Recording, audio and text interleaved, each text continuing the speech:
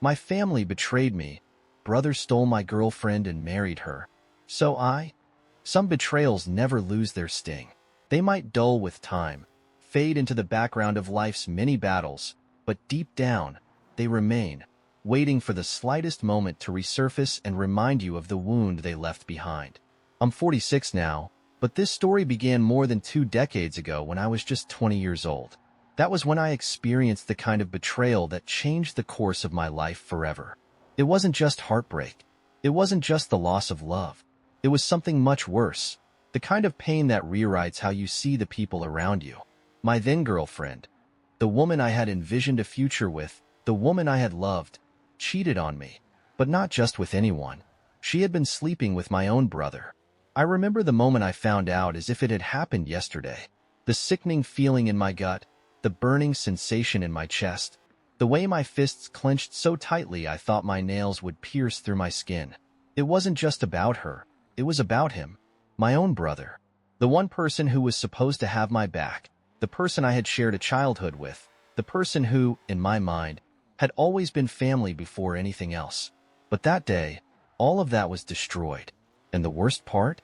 It wasn't just a one-time mistake. It wasn't a lapse in judgment.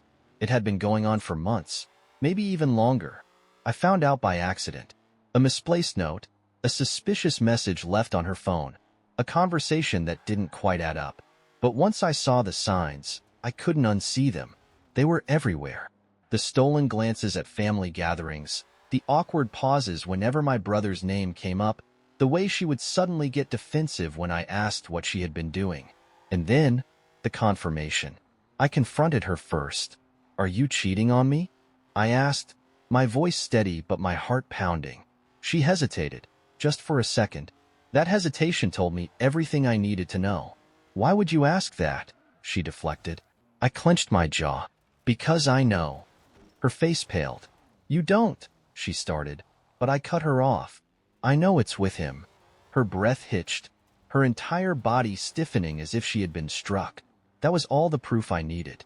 She didn't deny it. She didn't beg for forgiveness. She just stood there, frozen in place, as if words had failed her. I turned away before she could see the tears welling in my eyes. Then, I confronted my brother. I didn't go in calmly. There was no civil conversation. I was already seeing red by the time I found him, my pulse roaring in my ears. He didn't deny it either. And worse, he didn't even look guilty. He just stood there, arms crossed, jaw set, as if he had been preparing for this moment. I don't even remember half of what I said to him that day, only that my voice was hoarse from shouting, my fists ached from clenching so hard, and my chest felt like it was about to cave in. I told my brother right then and there that he was dead to me. "You are no longer my family," I spat. "You mean nothing to me." And I meant it. From that moment on, I refused to be in the same room as him. I cut him out of my life like a disease, like something toxic that needed to be removed before it did any further damage. But the problem with family is that not everyone sees things the same way. Over the years, despite my clear stance, my family never cut ties with him. My parents, my extended relatives, they all continued to invite him to events, to family gatherings, to holidays. And every time, I made the same choice. If he's there, I won't be. That was my line in the sand. At first, they tried to change my mind. "It's been years," they would say. "You're holding on to too much anger. You can't let this grudge ruin your family." But what they never understood was that it wasn't just a grudge. It wasn't just about what had happened. It was about the principle, about self-respect, about refusing to let someone who had so blatantly betrayed me waltz back into my life as if nothing had happened. So, I kept my distance. I built my own life. I met someone else, got married, had a daughter. I focused on my future, on my own family. I thought I had left all of that pain behind, until my daughter shattered everything all over again. Life has a way of blindsiding you when you least expect it. Just when you think you've buried the past, it claws its way back to the surface, dragging old wounds with it. For years, I kept my distance from my brother. I built a new life, focused on my family, and told myself that chapter was closed. But life had other plans. One evening, my daughter, my own flesh and blood, the person I loved more than anything in the world, sat me down and dropped a bombshell. She was inviting my brother to her wedding. Not only that, but she had been secretly maintaining a relationship with him for the past 4 years, behind my back. I stared at her, frozen, waiting for her to take it back, to tell me this was some kind of misunderstanding. She didn't. My wedding wouldn't be complete without family, she said, her voice carefully measured, like she had rehearsed this speech 100 times. And that includes Uncle Mike. My chest tightened. Uncle Mike? I repeated, my voice barely above a whisper. She nodded. I know you have issues with him, Dad, but I've gotten to know him myself. He's not the person you've made him out to be. I could barely believe what I was hearing. You knew what he did to me, I said, my voice sharper now. And yet you chose to have a relationship with him behind my back? She let out a long sigh. Dad, it's been over 25 years. My jaw clenched. The betrayal from my brother had nearly destroyed me once. And now, here she was, my own daughter, minimizing everything, acting like I was the problem. He's family, she continued, and I don't want my wedding to be another battle in your war with him. I took a deep breath, trying to steady myself, but the words I spoke next came out firm, unwavering. If he's there, I won't be. That was the moment everything exploded. She accused me of holding on to the past, of making her wedding about my grudges, of being the reason our family was divided. She said I was selfish, that I was ruining her happiness because I refused to let go of my pride. I told her she had betrayed me just as much as he had. I told her that after all these years, she should have been the last person to ask this of me. The argument spiraled, voices raised, words thrown like knives. And then, she stormed out in tears. As if that wasn't painful enough, my ex-wife called me the next day, furious. You're acting like a child, she snapped. You're punishing Lily over something that happened before she was even born. I gritted my teeth, gripping the phone tighter. This isn't about punishing her. It's about respect, about loyalty. She loves you, my ex interrupted. She just wants her family together for her wedding. Is that really so much to ask? I let out a bitter laugh. So, I should just ignore decades of betrayal? Pretend it never happened? Would you do that if it were you? There was silence on the other end. She had no answer for that. Minutes after hanging up, my parents called. You need to get over it, my mother said, exasperated. This isn't just about you anymore, my father added. I stopped answering my phone after that. The more they pushed me, the more I dug my heels in. The only person who understood was my girlfriend. She sat with me in the silence of my house, holding my hand, gently telling me, you might lose her forever if you don't at least try to meet her halfway. But how was I supposed to meet halfway on something like this? How was I supposed to sit in the same room as my brother and pretend everything was fine? How was I supposed to watch him celebrate my daughter when he had once destroyed me? I felt trapped between two impossible choices.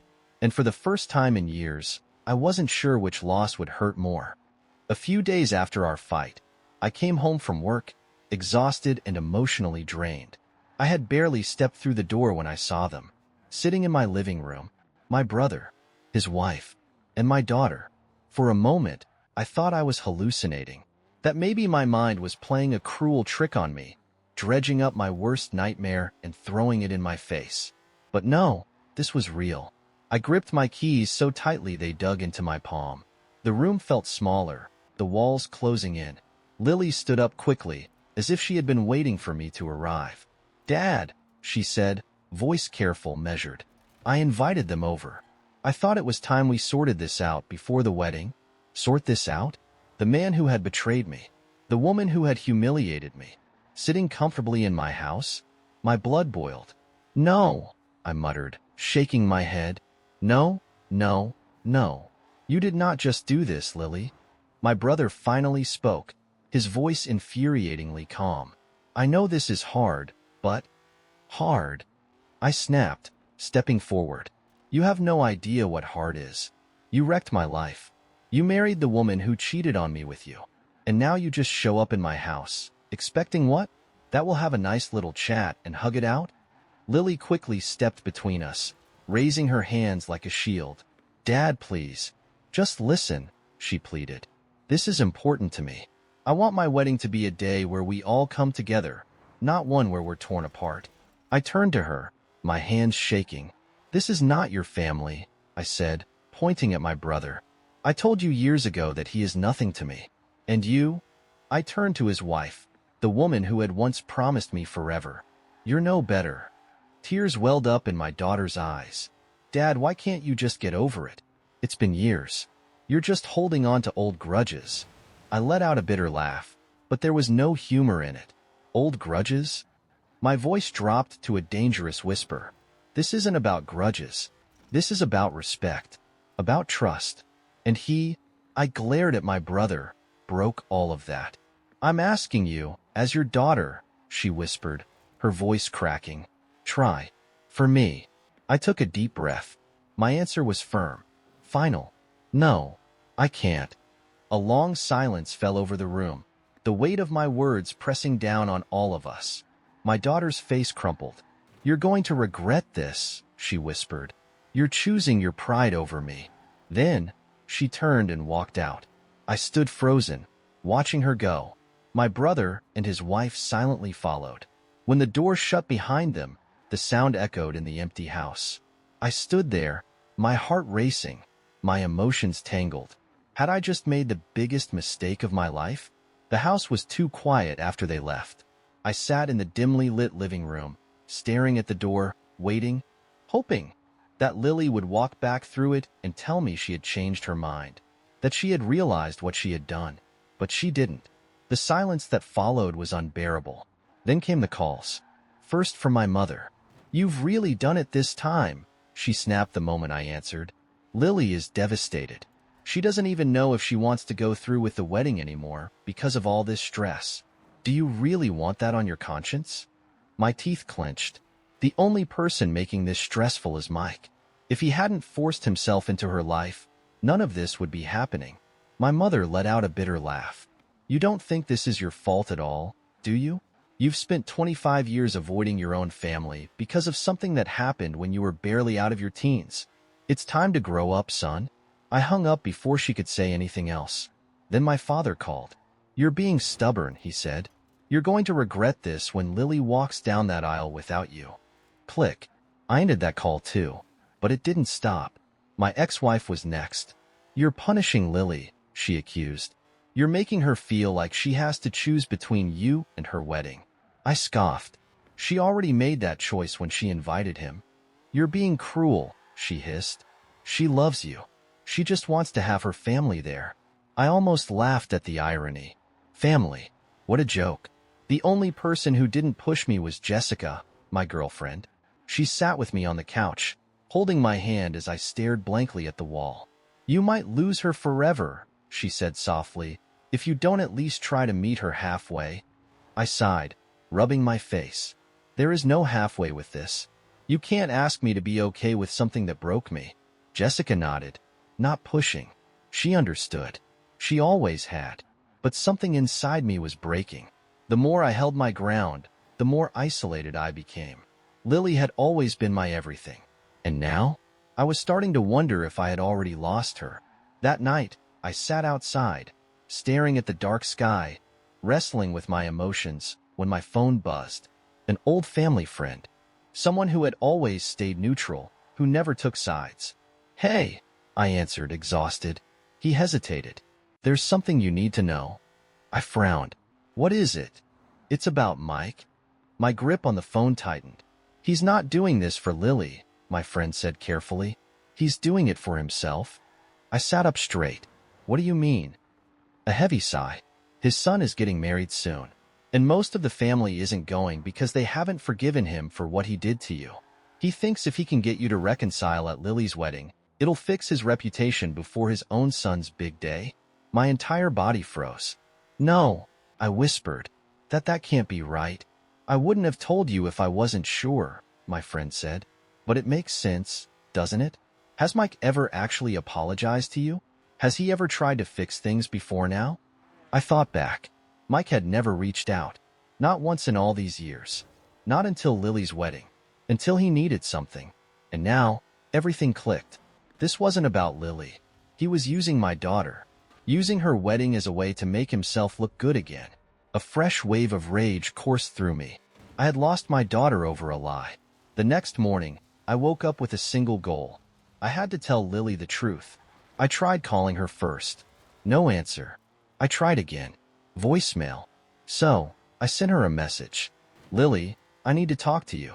Please, just hear me out. Nothing. Hours passed. By the afternoon, I had enough. I grabbed my keys and drove straight to her house. When she opened the door, her expression was unreadable. Cold. "What do you want, Dad?" she asked, arms crossed. I took a deep breath. "I know why your uncle is so desperate to be at your wedding, and it has nothing to do with you." She rolled her eyes. "Dad, please." "No. Listen to me, Lily." I stepped closer. His own son is getting married soon, and most of the family is refusing to go because they haven't forgiven him for what he did to me. He's using your wedding to make himself look good before his own son's big day. For a second, I saw something flicker in her eyes.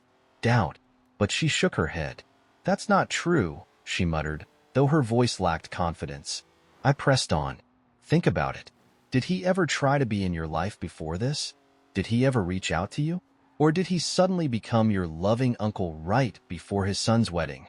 Lily bit her lip, looking away. "Ask him," I said. "Ask him straight up why this is so important to him." For the first time, she looked uncertain. "I need time," she whispered. I nodded. "Take all the time you need." A week later, my phone rang. It was Lily. "Dad," she said, her voice quiet. "I told Uncle Mike he wasn't invited." I sat down, my breath catching in my throat. "I asked him about his son's wedding," she continued, "and he didn't deny it. That confirmed everything." "And?" I asked. She sighed. "He got mad. Said I was being manipulated. That I let you control me." I clenched my jaw. "And that didn't tell you everything you needed to know?" She let out a shaky laugh. "It did." I swallowed hard. "So, does that mean you still want me there?" "Of course I do," she whispered. I don't want this to be the thing that ruins us." I exhaled, feeling the weight of the past month start to lift. "Me neither, Lily." When her wedding day arrived, I was there.